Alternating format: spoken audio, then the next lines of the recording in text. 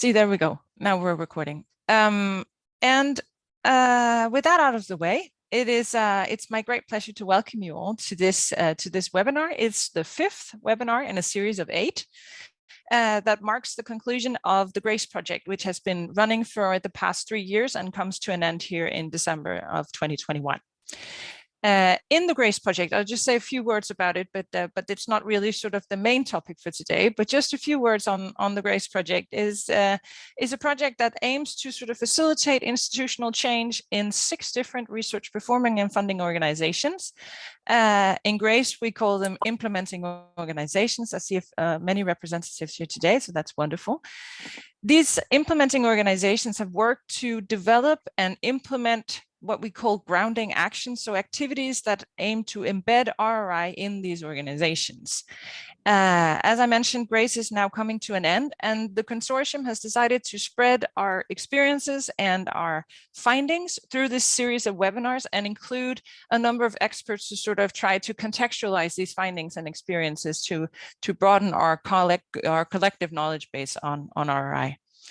And the theme of today's webinar is, as the title suggests, evaluation and different ways to assess and evaluate RRI initiatives.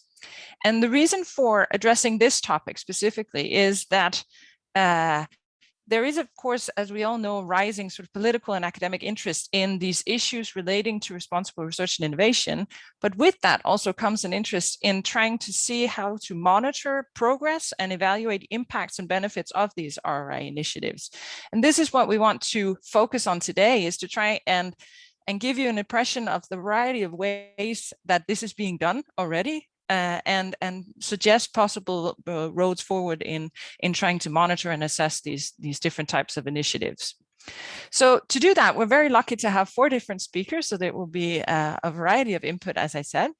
And our speakers are all very experienced in this area of monitoring and evaluating RRI, and they will be presenting some of these experiences from different projects that have worked towards spreading and embedding RRI in the European research area. And our first speaker, or a keynote speaker, is Professor Niels Mejlgaard, who has been a key player in numerous international projects on RRI. And today he'll be talking about sort of the journey from the MoRRI project, which was sort of one of the first to conceptualize and implement these an RRI sort of monitoring system in Europe, and then the journey from that project to the current and running project SuperMari, which sort of tries to continue the work started in the MoRRI project. And after Niels has concluded his presentation, we have 3 sort of panel speakers that will give some input from other projects. And first we have Alessandro Deserti, who is a professor of product design at Politecnico di Milano, who will be speaking to us about the experiences from the Syscode project. So we're very excited about that. Secondly, we have Malene Vinther Christensen, who is also from Aarhus University and is working with me on the GRACE project, and who will be sharing experiences from the evaluation work package and in the GRACE project. And finally, we have Anne Loeber. I almost made it, Anne, who is an associate professor in governance and sustainability at the Athena Institute at the Free University in Amsterdam and at the Department of Political Science at the University of Amsterdam. And Anne will be presenting experiences from the New Horizon project. So this is these were sort of just a very brief introduction to our speakers and to the background of this webinar. So without any further ado, I think I will pass the word to our first keynote speaker, which is Niels Mejlgaard. Niels, the floor is yours. Very much, Lisa. Hang on a second.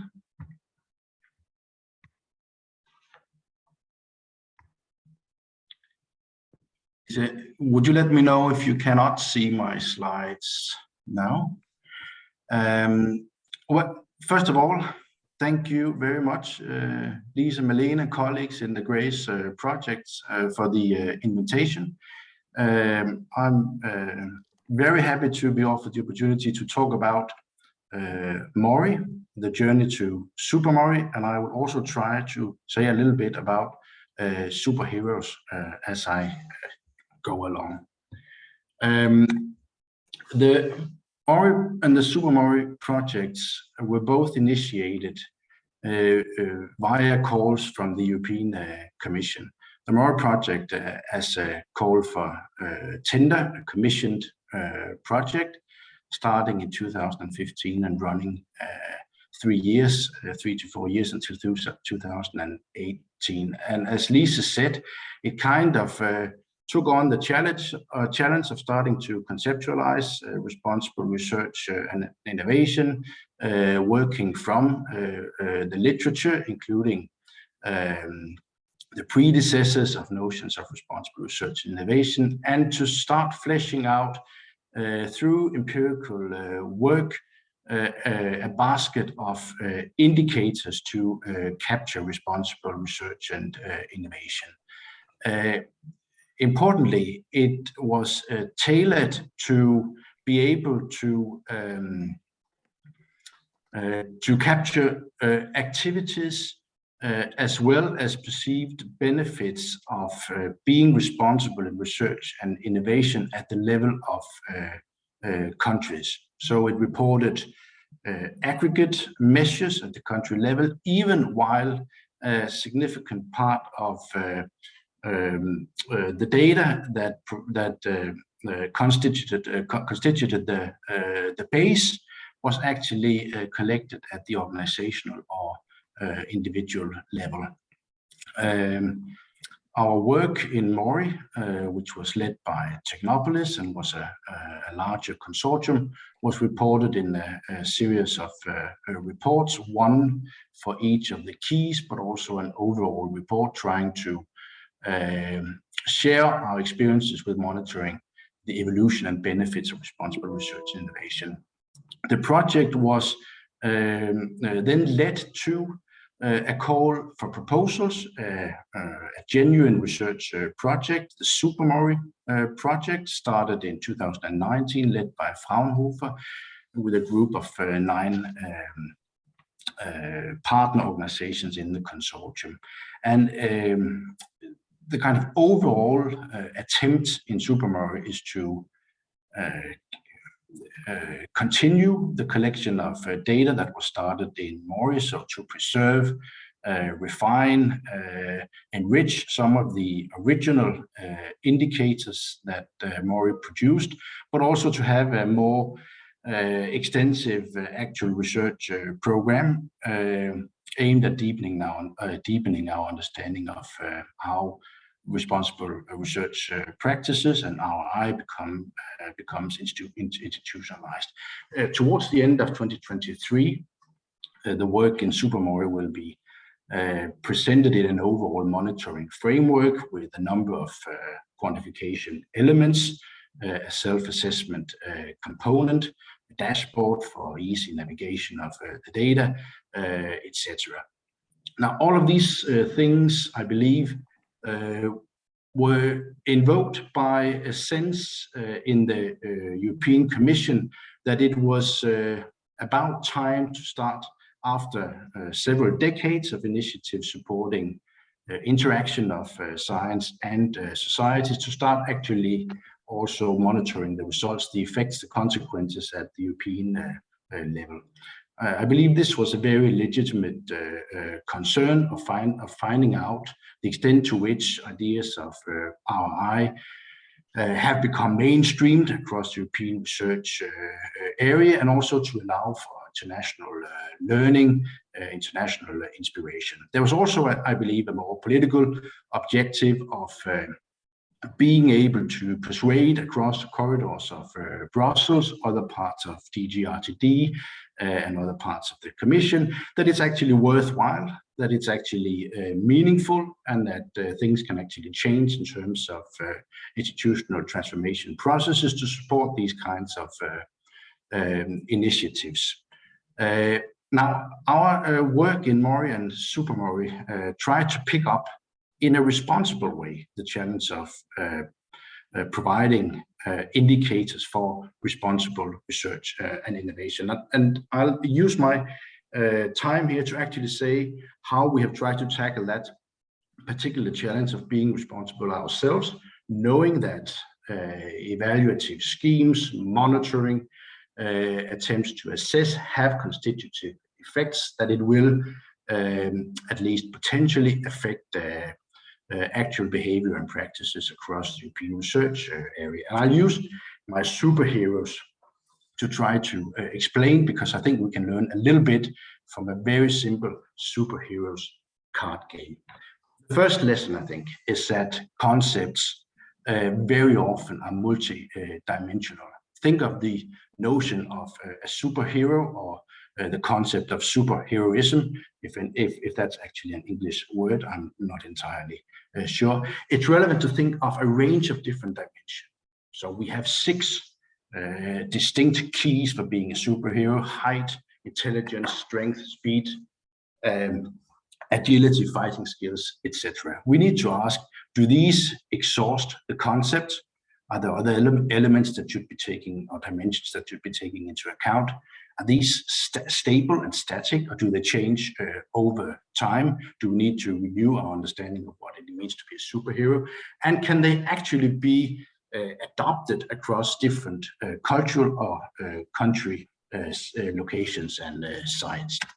Now, in terms of our project, we need to recognize that also the notion of responsibility in research has changed significantly. And this is an illustration by Heiko Stöber. I think it's really wonderful of how the different framework programs have conceptualized the interaction of science and society in radically different way, from science and society in the 6th framework program, where the intention was very much to popularize science, where science, to some extent, was still in the ivory tower, and our responsibility measures related to our abilities to disseminate to science into society. We started to point to a genuine interaction, collaboration between science and society, and finally science with and for society in Horizon 2020, which was very much focused on co-creation as a condition for actually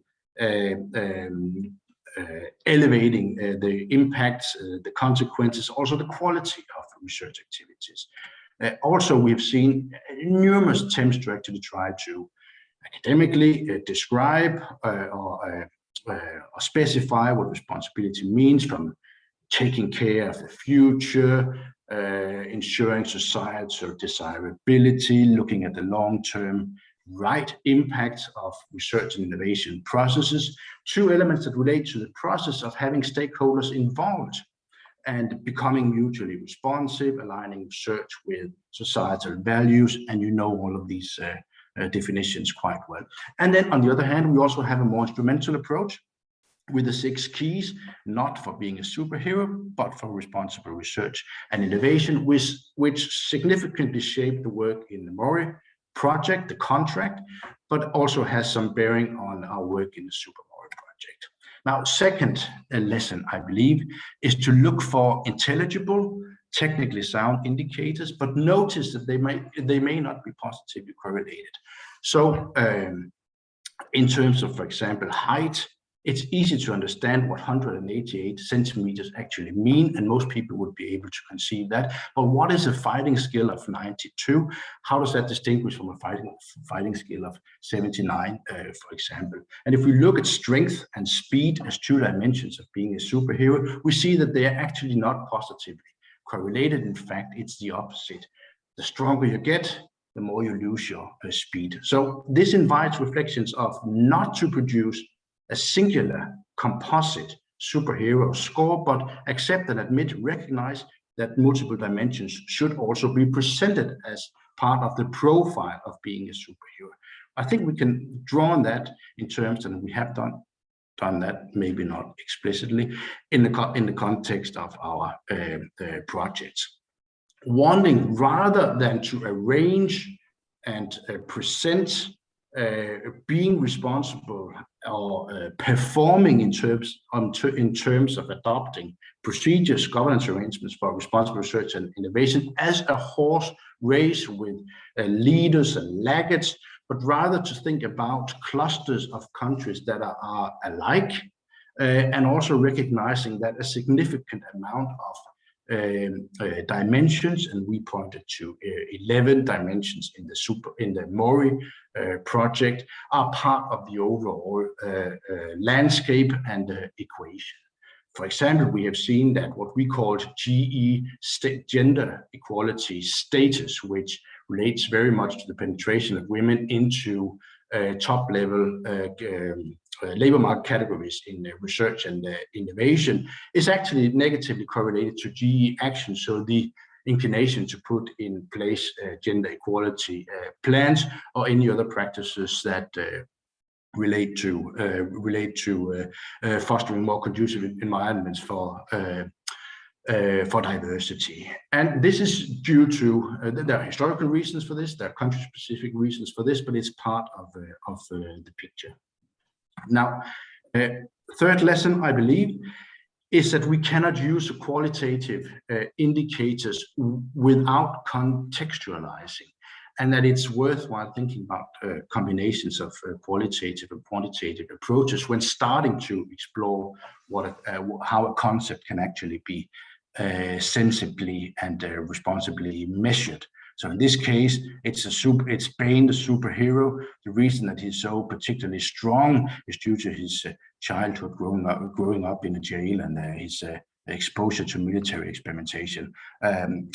This is not a one-to-one match to responsible research and innovation, but the idea here is that obviously what happens in organizations, what happens with individuals in terms of perceptions and behaviors is conditioned by national research and innovation policies, the organizational properties, disciplinary orientations, missions of the organizations, etc. And we need to, when we observe RRI practices, to take these things into account.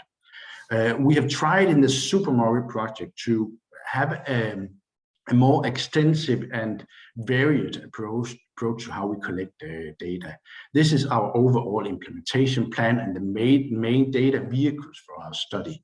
The green ones are based on excellent work of a country correspondent network. So we have people in each of the 27 plus countries covered by the project reporting with their particular knowledge and expertise in their local and national domains, and they are helping us exploring research funding organizations and research performing organizations. We have also interacted with other projects that are funded by Science Within for Society, particularly those that are interested in the territorial aspects, and use their work on developing or translating the MoRRI indicators from the national level into the very typically organizational level as a source of knowledge and information for our own monitoring framework. Notice here that there's been a significant shift from countries to organizations. We also draw on quantitative approaches. We use secondary data sources, including she figures. We work with Eurobarometer data. We have OECD data, also secondary data captured, and we will implement, as we did also in MoRRI, research survey starting where this is work that is just being started, and will be reported in the final monitoring report. So we try to actually make sure that we take a mixed methods approach. We enable triangulation, but also that we take seriously the contextual issues. Fourth, compare apples with oranges for inspiration and learning, but compare with other apples for benchmarking. As part of our work in SuperMari, we will be offering self-assessment elements of the monitoring framework. And there it's important to recognize that organizations can actually and should actually try to define what kind of an RRI profile they're interested in, which are the core, crucial, problematic issues that they want to address. When they compare, they should be able to have exemplary cases for learning and inspiration, but they should also be able to benchmark against organizations with similar conditions or characteristics. So we use, for example, the ETA database in order to get a sense of the core organizational properties to allow for comparison in the self-assessment elements with similar organizations. If I'm taking up too much time, let me know. I'm getting towards. You're fine. This is a very, very early mock-up of our of what will become a bit of a dashboard. This is still secondary data at the national level, but the intention is that we will have organizational landscapes in a similar way, and that we can pick selectively elements for comparison or elements for learning, depending on the actual needs of the organizations using the self-assessment and wanting to access the dashboard for database extraction. Now, so this is in a nutshell how we have tried to ourselves be responsible in trying to monitor responsible research and innovation. Overall, I think that we can capture it in a responsible quantification approach that aims to provide and present data in ways that support appropriate interpretations. So we need to be able to say what's appropriate, how to what extent is the data and indicators useful across different kinds of situations, sites, cultures, etc. So one quite distinct problem that we have encountered was the requirement in many of the calls that supported GRACE and many other projects of actually working with the MoRRI data when they were tailored for the national level, but were then required for use in evaluation procedures at the organizational level. And we know that a number of, well, many, probably all projects have been struggling with this particular challenge.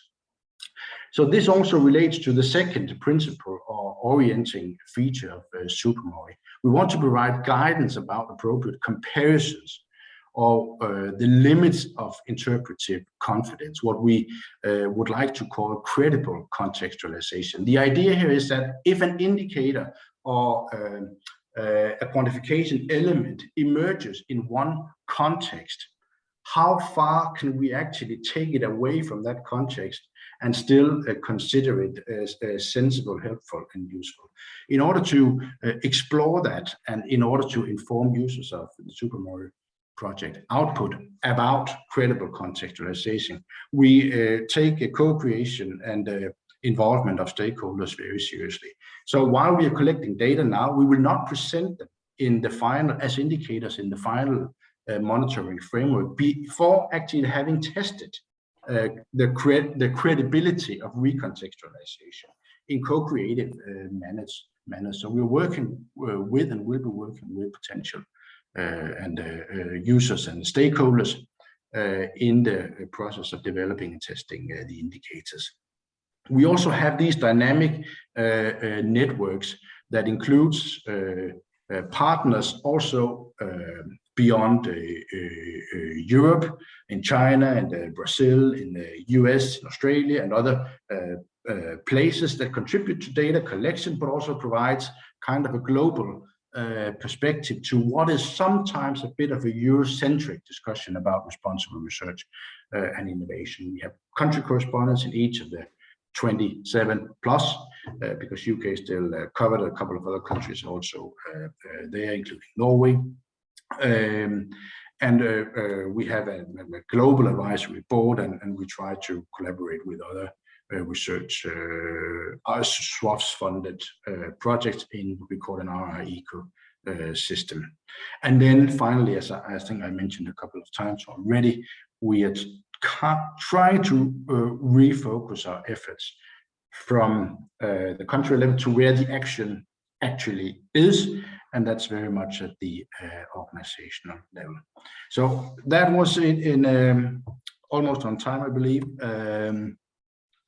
A report from SuperMari and from MoRRI, and thank you very much for the attention.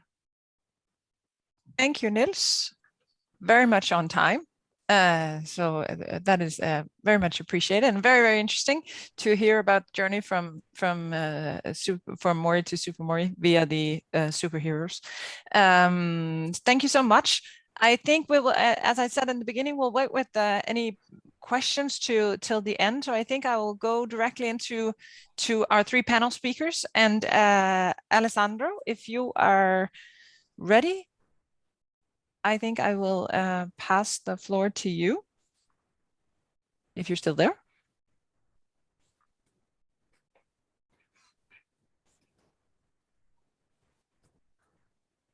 Maybe. Just forgive me. I'm No here, worries. but I was just trying to find the right buttons Yes, to click. Well, anyway, 2 years into this, then it remains an issue with all these different buttons to press. So no worries at all. Yeah, because we shift from one platform to the next, exactly. And every time they change the position. Yeah, exactly. So, but I'm done. But you're done. Okay, very good. So without any further ado, I think I'll pass the word to you and your experiences from the Syscode project. Yes, definitely. So let me share my presentation, and please tell me if you can see it. It's perfect. In case it works, I would definitely start with briefly introducing Syscode, and then move into the core of this meeting, which is the problem of assessing responsible research and innovation. Well, first of all, Syscode, it's a 3 years project that was concluded a few months ago, successfully concluded. We had a fairly large number of partners because we had 17 partners from 13 countries.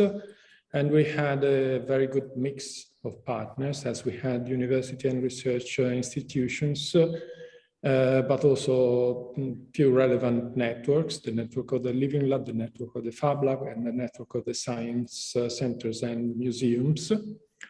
And we established 10 co-creation labs, as you will be able to see, that are organization partnering in the 3 networks. Co-creation labs are places where we had real experiments going on for the whole duration of the project. These are the kind of topics we have been dealing with, and the overall idea was to look at co-creation as a possible framework to, let's say, make responsible research and innovation more operative, in a sense. So this is a brief overview of all the partners. I'm not going to cite all of them, of course, but you can go to Syscode's website and see who they are. We started from considering a few main issues. On the one hand, co-creation itself and the fact that it was flourishing as a phenomenon. It still is. It's an important issue across different fields, not only in Europe, but worldwide. And considering issues that are bound to responsible research and innovation as it is being developed as a concept, with a specific strong emphasis on the ethical aspects of research, and maybe a more limited attention to the societal impact of research and innovation. Also, probably when looking at innovation with an emphasis on innovation that comes from research-based perspectives and approaches, rather than other forms of innovation. I'm thinking, for example, more of social innovation rather than innovation that is rooted only in science. This is a brief overview of the methodology of the project. I would just like to underline the fact that beyond traditional desk and field research, we had these experiments, or else forms of action research, things that we have been doing as experiments and that we have observed for drawing knowledge from the experimentation. We try to describe co-creation as a process, which is not necessarily and not fully linear, that involves a relevant number of actors and stakeholders, and deals with better developing solutions for citizens. These solutions may be tangible or intangible, or a mix of them. And there's a matter of not only improving efficiency and effectiveness, but also the satisfaction of those that take part in the process. So this is the very meaning of co-creation. As for monitoring and assessment, well, first of all, let me say that there was an initial request from the Commission that put many of these projects that were focused on performing concrete experiments at the project level and at the organizational level in sort of an initial difficulty, because the topics themselves were citing the necessity to make use of the MoRRI indicators.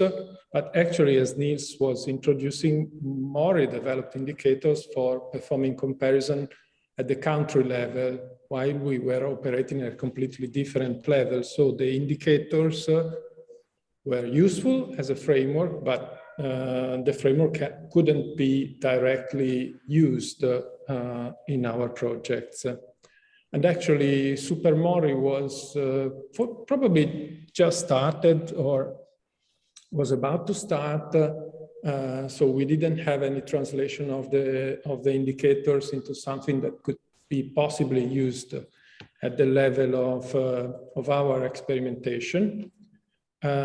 Which was at the core of the project, an experimentation that was bound on performing these small-scale experiments, on generating knowledge about co-creation through these experimentation, and on working with and on the organization, and looking at the transformation within the organizations and beyond the organization in the kind of ecosystem that is connected to the organization during the realization of the projects. These projects were based on overcoming problems bound to specific local challenges, and including a number of actors and stakeholders in doing this.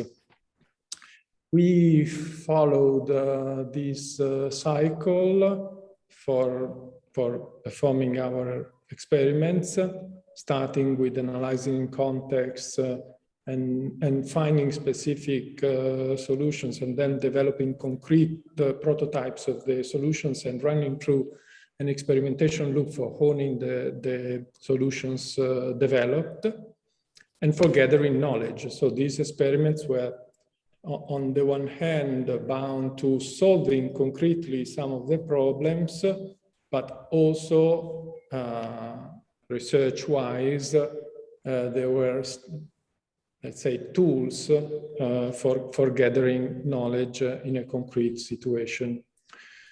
So these are the areas that we observed: the project, the overall project, our pilot experimentation, which is part of the project, the single labs involved, and the kind of solutions that they developed in terms of prototypes.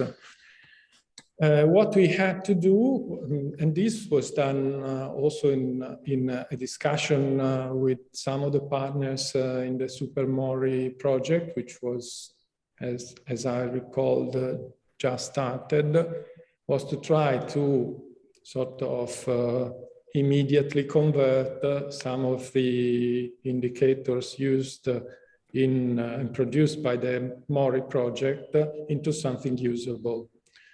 So we define project-specific indicators. We organize them around the objectives of the project, so co-creation, stakeholder engagement, and issues bound to the dissemination of the knowledge produced within organizations and beyond organizations. And we developed a set of tools that were placed in an overall framework. The framework is based on sort of a logic model where you have inputs, outputs, outcomes, and finally you may achieve impacts bound to a project. And below you see sets of tools that we have used for each of these components of the model. So tools for prototyping and assessment of the prototypes, a journey documentation spreadsheet for monitoring the experimentation while it was ongoing, a set of case studies that have been useful for providing information and driving the experimentation, a self-assessment questionnaire to evaluate the outcomes, and finally, I have a voice that is coming in.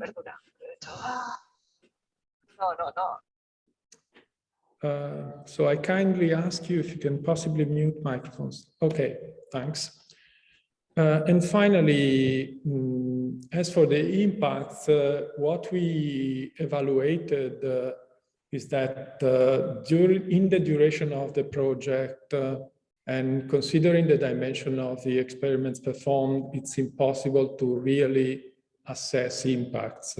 So what we decided to do was to develop scenarios for capturing potential future impacts rather than trying to imagine sort of non-credible ways of really measuring the impact. It's a matter of distance in terms of time when you achieve the impact, and it's also a matter of scale at which you can possibly measure the impact, which is typically far from the scale of a single project.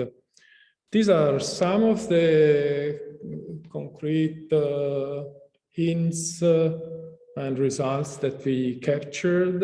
Of course, there are many things that we observed, so I necessarily have to tell you to go and download this deliverable. It's deliverable 3.5 at Syscode website if you want to have a better overview of each of these issues.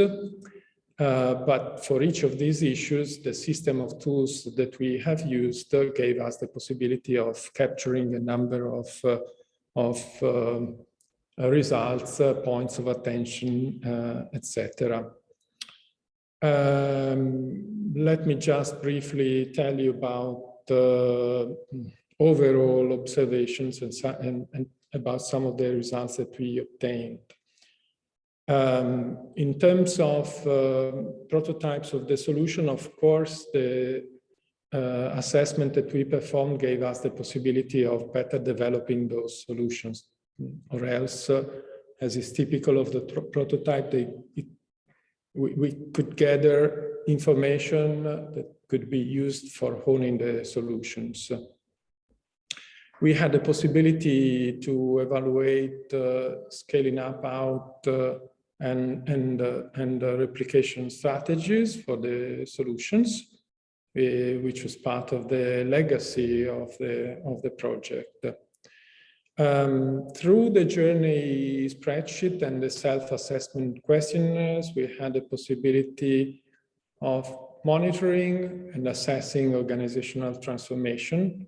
So trying to see which are the dynamics within the organizations and the change that we had, the capacities that we could possibly develop through the activities conducted in the project, and the way in which the introduction of new methodologies spread throughout the organizations. And finally, we were also able to capture dynamics beyond the organizations and bound to the ecosystem involved in the co-creation process. The very meaning of the co-creation process is in fact that of co-creating solutions and co-creating knowledge with others. So to conclude, there was sort of a scaling up activity and result within the project, because initially we just had one work package in which we were supposed to monitor and assess, and this was primarily bound to the experimentation and the prototypes themselves. But we tried to, let's say, scale this up to the whole project level.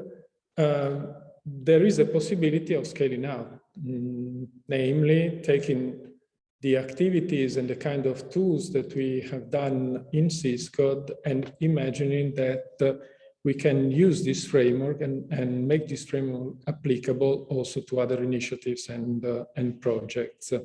That is to say, that if I have to synthesize what we have done, that we try to downscale and specify some of the MoRRI indicators, and we got to the framework adopted in Syscode, and that there is now the possibility of making this framework adaptable and applicable to other responsible research and innovation projects.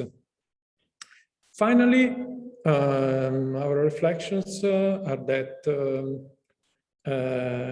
assessment is in itself a learning and a capacity building activity, which is useful to sustain the transformation of organizations. So the very meaning is not only to assess, but also to improve knowledge. That there is a potential for replication of what we have done in other projects, and that is very important, a reconnection of the specific framework to more broadly issues that are bound to responsible research and innovation. And this leads to reflections on the impact and potentialities of responsible research and innovation. And that's it. Thank you so much, Alessandro. It's very, very interesting talk, and I think very recognizable reflection for many of us working with assessment and monitoring in these projects. So thank you so much. I think I will pass the word straight on to Malene. I think there's a very nice thread in these presentations, actually, from MoRRI to SuperMari to Syscode and now on to Grace. So Malene, yes. The floor is yours. Thank you. One moment.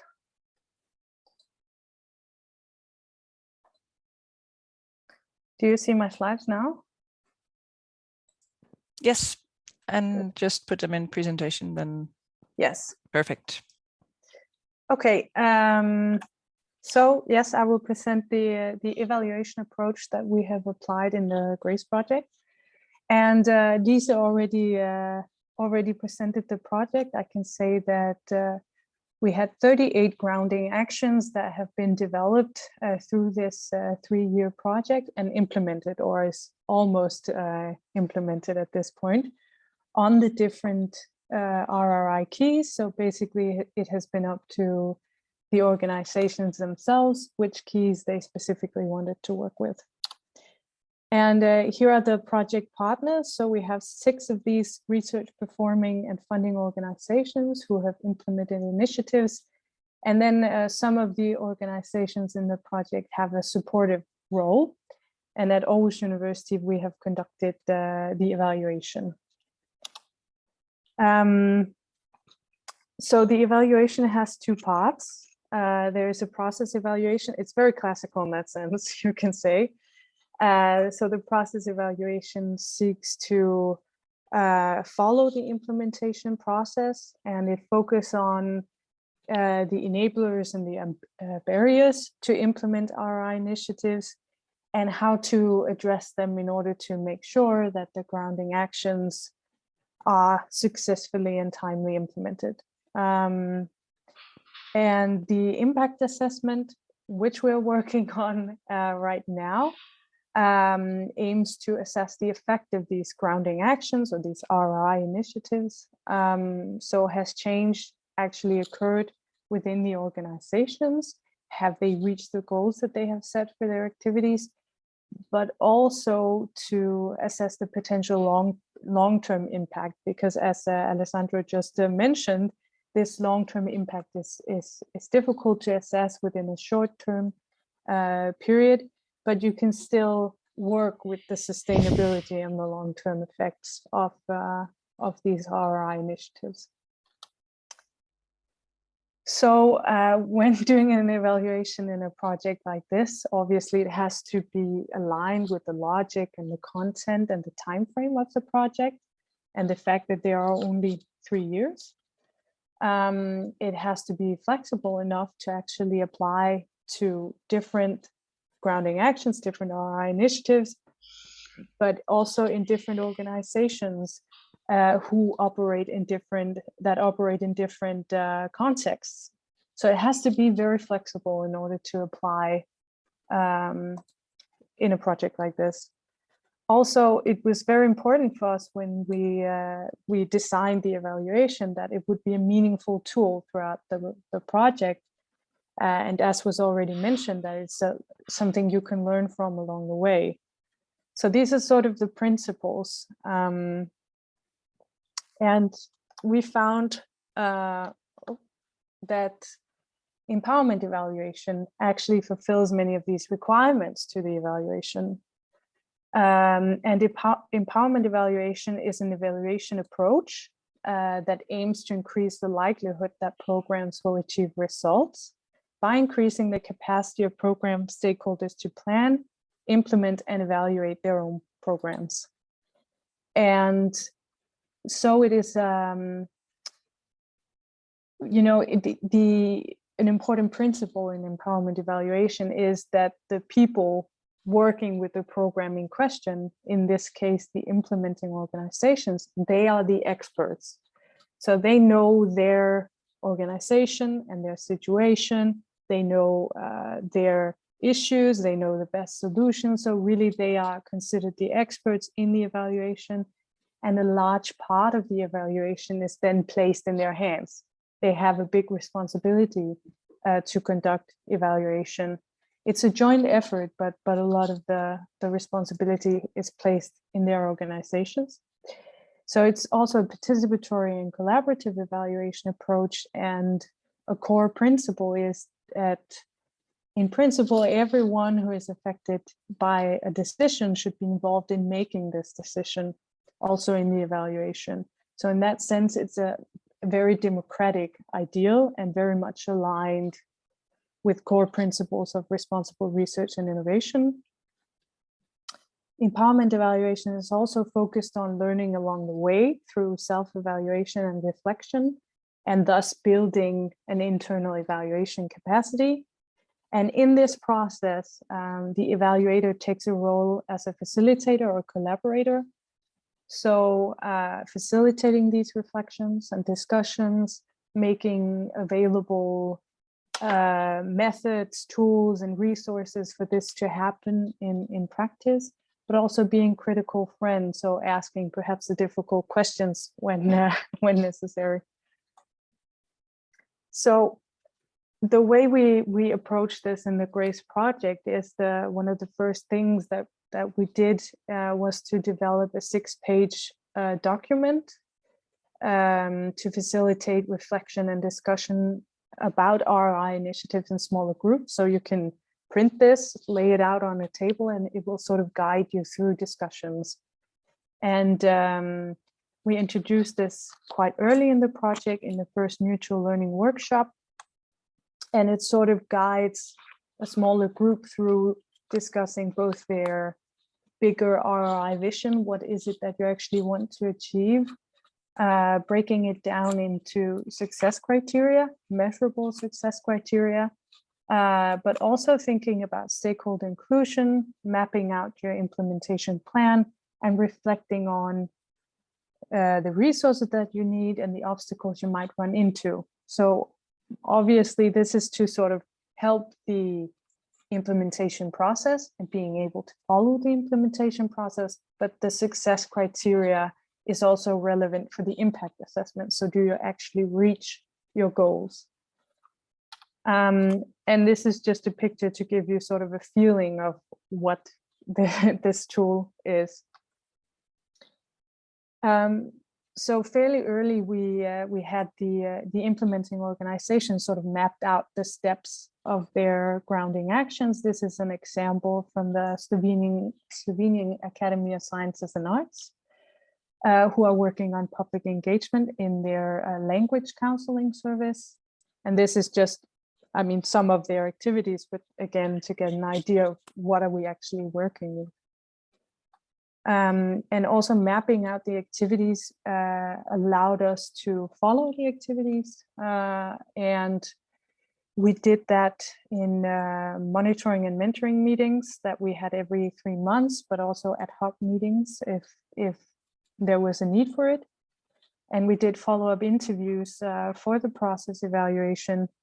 And all this information was synthesized in process narrative. So a very qualitative part of the evaluation. But then we also needed perhaps something more quantitative, not necessarily, but some of it is to sort of set success criteria for the grounding actions, for the impact assessment. And we started by making a catalog of inspirational indicators based on the MoRRI, the SDG, and the RRI indicators. And as we have already touched upon, these are in some cases difficult to use because they are on national level. And here we are working on organizational level. But we made the catalog to sort of so that the implementing organizations can get a feeling of what can indicators for RRI actually look like and what types of things can you measure and how. But then we started drafting short, medium, and long-term goals and success criteria for the implementing organizations based on the written material that we already had in the project, because obviously they had already described their activities and their goals. And we did this during the spring of 2020. And then in a fairly long process, we sort of, in a dialogue with the implementing organizations, we elaborated these and we validated these, because basically they are the ones to decide what are our short, medium, and long-term goals and what are our indicators of success. And we found that this is not such an easy task. This is actually very difficult. It's difficult to make measurable indicators. Sometimes the goals are a bit too fluffy. And so we developed a guide on setting success criteria with information on the SMART goals, but also the goal hierarchies, because we found that it's also at times difficult to say, okay, we have this overall long-term vision, and this needs to be connected to the specific activities that we are doing. And sometimes this connection is hard to establish. So this is an illustrative example. It's not actually a grounding action from the project, but it's to say, okay, you can make this exercise of a goal breakdown structure or a goal hierarchy. So on top, you put sort of your overall mission. And when you go down in the hierarchy, you ask yourself, okay, how do we actually reach this mission, vision? So in the top here, it's to, the example is to promote open science culture. Okay, that probably has both a dimension of open access publishing, but also open data. And you sort of ask, okay, if you're looking at open data, you both have to build a capacity among the staff, you need a technical solution and so on. And perhaps some of the tasks that you need to do then is to have a data manager, etc. So basically, by doing this exercise, you can establish whether there are strong connections between what you actually want to achieve and what you're doing, even in the long run. So this was, again, to help project management, basically, but also to start thinking about this. So if you imagine that you sort of rotate this 90 degrees clockwise, you get the deliveries of the specific task here in the left-hand side. And sort of the sub goals could be medium term here in the middle, and the vision could be the long term in the right-hand side. So basically what we did was then to say, okay, when you've established the goals and the strong connections between them, you can assign measurable success criteria, or success indicators. And as example shows here, for instance, you're doing a co-creation process, you want to collect systematically the opinions of your staff members, you want to survey at least half of them. And what we are doing right now, writing up the impact assessment, is then to document, have the implementing organizations actually reach these goals, which they have in this case, and which they have in most cases. And then, you know, within the project lifetime, we can only assess the short term and in some cases the medium term goals. But our task is then also to help, or we have during the project, help the implementing organization set up a self-monitoring system, because they will then basically have to monitor these medium and long-term goals themselves after the project ends. And this is also to illustrate the way that we have tried to build this evaluation capacity during the project that will hopefully help in the long-term sustainability of these activities. And that's it for me. Thank you, Malene. Stop sharing.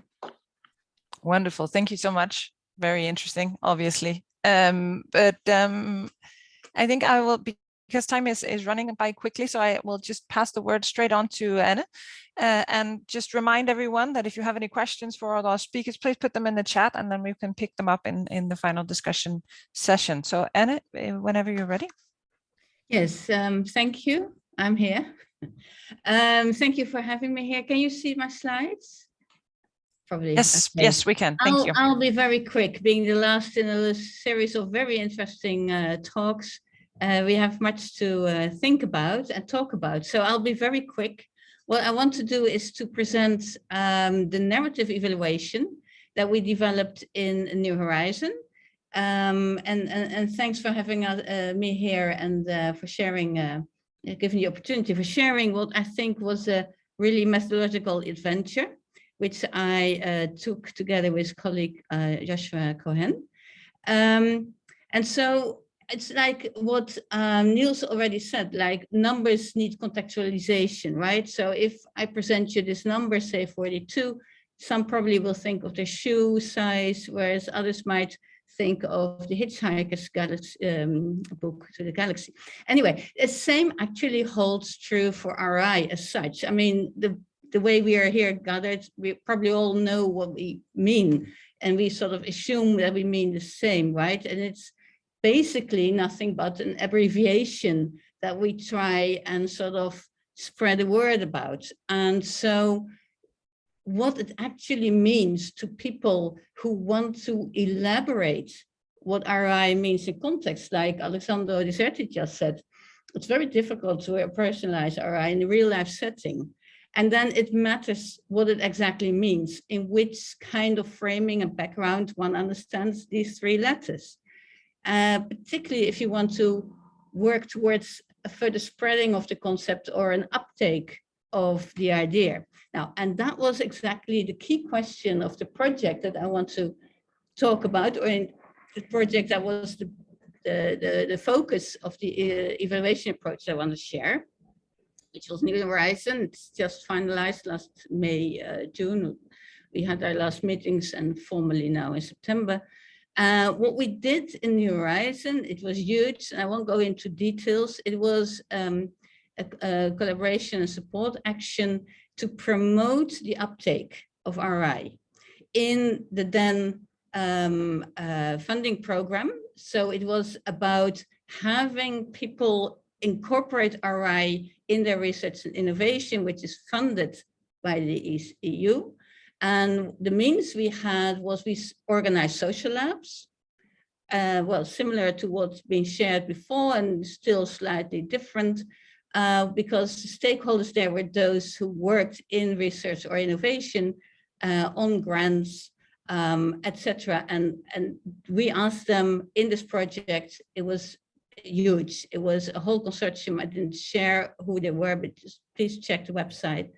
we had 19 social labs, and we had people work there on all parts of the New Horizon funding scheme to work towards elaborating RRI via so-called pilot actions, so like grounded actions or whatever. And the goal was to have RRI uptake promoted. So it wasn't just like the other three, it was about doing and action research. Now, then the question of evaluation. So how can we convey what it is we do or what it is we did? And of course, we could do so via indicators, right? Like, for instance, have the number of institutional change actions promoted in the project. And in our case, then the answer would be 59, because there were 59 pilot actions. But then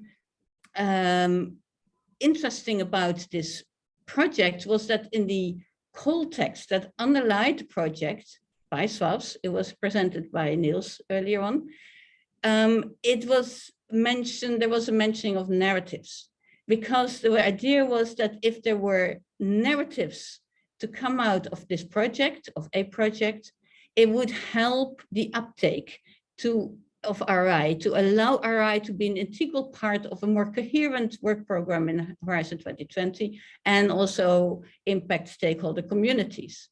So conveying the what, how, and why. And this set us to develop a narrative approach to evaluation.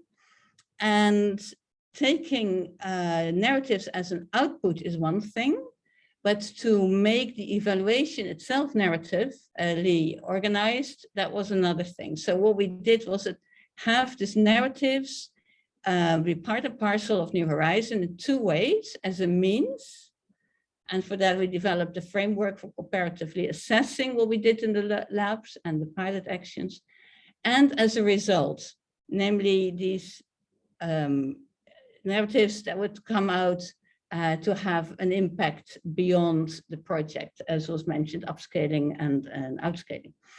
And so I want to very quickly walk you through both.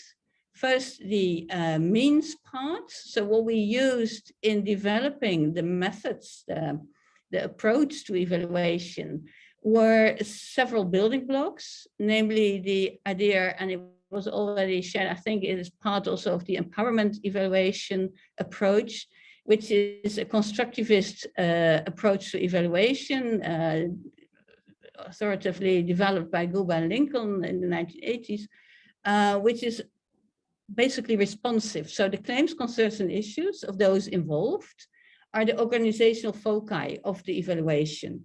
And that means it's practice-based, it's context-specific.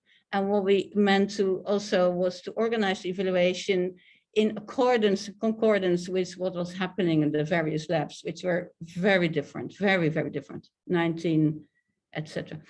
And then we also took inspiration from reflexive evaluation, which is an upcoming approach, notably focused on system transformation. I think RRI inclusion is system transformation, which is basically oriented on learning. Well, I won't dwell on that, but I'll get back to that in a bit. And then a third building block was to focus on what we can call critical moments, where things don't go as planned, because in those moments, the silent structures come to the fore. You think things will run smoothly and suddenly they don't. And that moment, the crisis and surprises, talking in terms of Donald Schoen, will make one aware of where, you know, as in saying that's boom is ho, right? You come to a full stop, and to bring those out. Now, what we did practically, and then I'll move on, is we developed templates for reporting and reflection, in which we asked for data and narrative form. So people had to report on their experiences, particularly on their critical moments in terms of a story. We had those data gathering moments related to the moments in social labs, which are widely different, but each social lab had 3 workshops. So we had people fill in these templates before and after the workshops. And then we engaged in inductive analysis, from which we took some themes which were seemingly important. And then Joshua interviewed all the social lab managers. And this is a process of years, mind you, 3 years we were working on this. And then we fed back the initial narratives to the social labs, in which we organized in the third workshop a learning history session. Now, I won't go into details, but it was sort of feeding back by way of a member check to the participants of the workshop and of the social lab, their story. And the material then was coded deductively, and together with the social lab teams and some participants, the stories were translated to communal stories. Now, what came out of this very quickly, the results from the comparative assessment was an overview, and I think the most important insight is that the participants act as the linking pins between their context in the wider system and the lab space. And so they bring something in, which is in their mind, the carriers of a certain practice, and they share that, and the methods then used. So the important is number 2 here, who is included, because, and how are social labs able to mobilize and involve people, and then see which methods are being used to then help these stakeholders to elaborate what RRI might mean in their practice and in their context, and then have them talk about this and develop counter narratives, RRI imbued narratives, and see how they work on the pilot actions. Again, I won't go into details, but we also then inductively and in collaboration with everybody involved, managed to categorize the huge variety of pilot actions as a cycle in which there was either focus on creating awareness of RRI or elaborating it, explaining it. There were pilot actions on actual contribution to new standards, for instance, on what counts as good science and impact. There was building RRI specific capacities. There was actually doing RRI and showcasing it as something that's feasible. So there was a whole wide range. And then we also, talking about stories, we also thought of this as one needs strong stories. So there was numerical data included, although not much, but it was interesting to see how these pilot actions actually spread out, for instance, per key, etc. Well, there's many more to that. Now, that was the evaluation part. And so what came out of it were narratives as outputs. And why narratives? Remember, it was in the Schwab's call text, it was in the objective of the project. It was meant to create, based on this mutual experiential learning in those labs, viable narratives on how to implement RRI in the program lines, that is in a funding program and funding scheme. And so output is available, we made it available in a booklet, which is easier accessible, we hope, that is Joshua and I, to all those involved and all others not part of this process who want to work on making RRI concrete and doable in specific contexts. And the guide contains the lessons in the system in the ordering that I just shared, but it also shares the narratives on the pilot actions, and they're available in the book. So in conclusion, I hope I didn't take too much time. There's so much more to be said, but what is now the added value of such a narrative evaluation in view of RRI? And I think that is the bottom line, is that what we found in New Horizon, and this probably also found in other projects on RRI, is that routine practices, which are backed by formal standards, rules, regulations, and are legitimatized and conveyed by dominant narratives, hinder RRI implementation. for instance, excellence, right, or impact.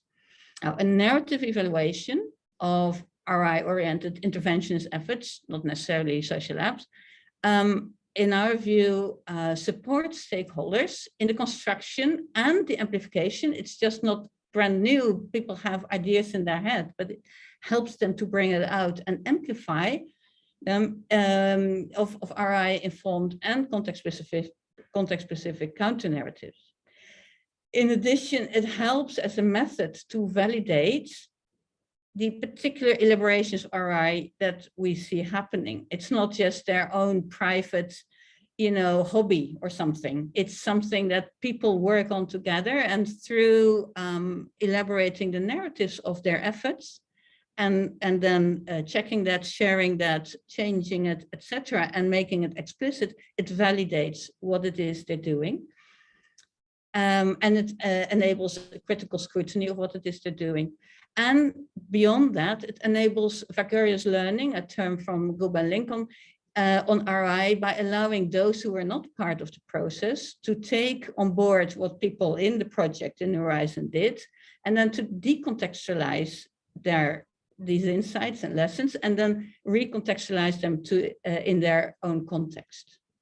And that was where I stop.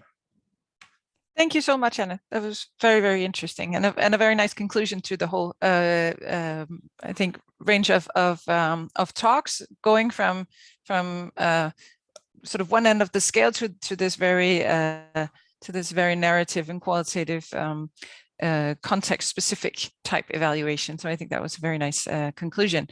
So thank you to all our speakers. We have gone slightly over time, but that's my fault. So so I'll just convey one or two questions from the chat, and then we'll conclude this. But there is one that I think actually kind of summarizes some of the common themes that you've discussed. Is directed towards Alessandro, and has to do with this sort of downscaling from MoRRI to something that makes sense for the individual projects, and the question sort of overall refers to this: how do you then downscale to different types of context, because all of these projects actually look at different types of contexts. There's the example of the labs in Cisco, the healthcare systems in Cherry's project, and the institutes or the institutions that we're working with in GRACE. So how to take this multiplicity of contexts into account when downscaling. And as this, if I misrepresented your question, feel free to jump in. But I think it was good. Definitely. Okay, perfect. Alessandro, do you have a comment to this question? Well, yes. Well, first of all, thanks for the question, because it definitely matters. For us, downscaling, as I mentioned, was sort of a necessity, because, and probably this caught by surprise also those that took part in the MoRRI project, because the Commission simply started saying, take the MoRRI framework and use it. But actually it was not conceived for being used for the purposes of each and every single project. So we had to sort of forcefully take it and try ourselves to make sense of it. So actually we downscaled, we tried to make sense of using the framework at the level of the single project, and specifically in our case, look at the experiments. Actually, what we did was to say from the very beginning that also context matters. That means that we tried to set up these co-creation labs with a strong connection with the context. That means they were tackling local challenges with making use of local resources, at the same time looking at very diffused and overall global problems. We had a problem of allowing for comparison then between experiments, among experiments that that were focused on very different challenges and that were dealing with very different local contexts. So what we did was to, let's say, on the one hand, use a very simple procedure, that is to say, capture baselines so that we could possibly measure progress. I mean, if you recognize that the contexts are different, you can possibly understand the conditions of that specific context, try to provide a picture of where you start from, and then measure the transformation based on the starting point. At the same time, we try to use the same framework for very different topics. That is to say, we had the possibility of dealing with very different things and at the same time performing a comparison, because we were indeed using the very same framework. Well, that's it basically. This is far from being simple, of course. We stumbled upon many practical problems, but this is what we try to do. Perfect, thank you, Thank you. Alessandro. Yes, and I think the point is that it is not simple, that it's actually quite difficult. And I don't know, Niels, I would maybe like to turn it over to you, just for a brief comment, if you have one, on this sort of the multiplicity of context, because I think this is something that we all deal with in each of our projects. That's also what I hear Anna and Malene say, that this sort of going from these very aggregate indicators to something that actually makes sense across context, and maybe also to think about beyond our individual projects, if we are to sort of develop some sort of knowledge base on what is going on and maybe even learn from each other across projects, then it would maybe make sense to have some sort of approach or some more manageable indicators. But I don't know if you want to comment on that. I agree with you, and also very much with Alessandro's comment just before. I think that the challenge is quite obvious when trying to instigate universal approaches to something which is conditioned by national and local context. And I actually, and Alessandro alluded to this also, I actually don't believe this was our intention in the MoRRI project. It's not our intention in the SuperMari project either. I mean, what we would like to suggest is that one size does not fit all, and organizations or users need to take into account their local problems. They need to consider their actual needs in the context of their mission and their organizational properties, etc., in order to find out what kind of evaluative schemes are sensible for us.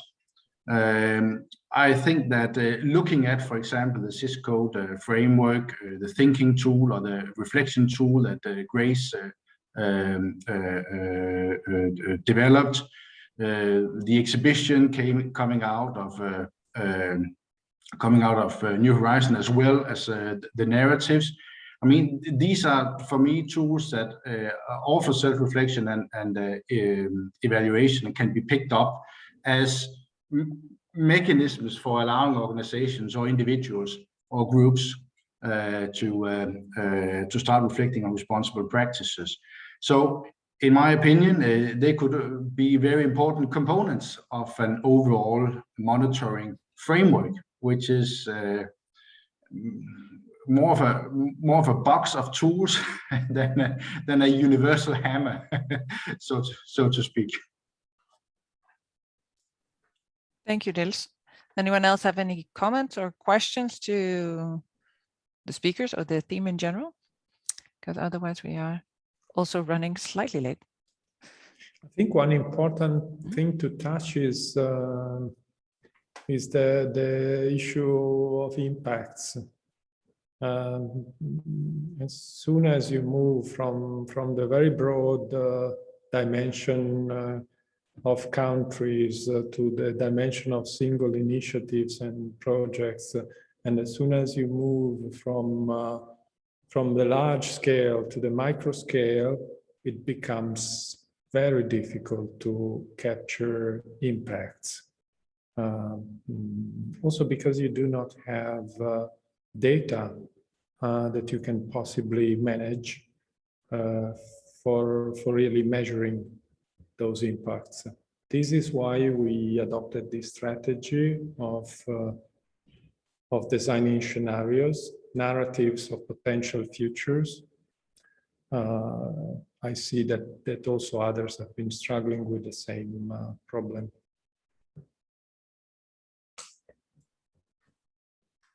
Yes, I think that is a very nice way of summing up. I think we are actually all struggling with this sort of going from our very local to thinking about the general impact of what we are doing.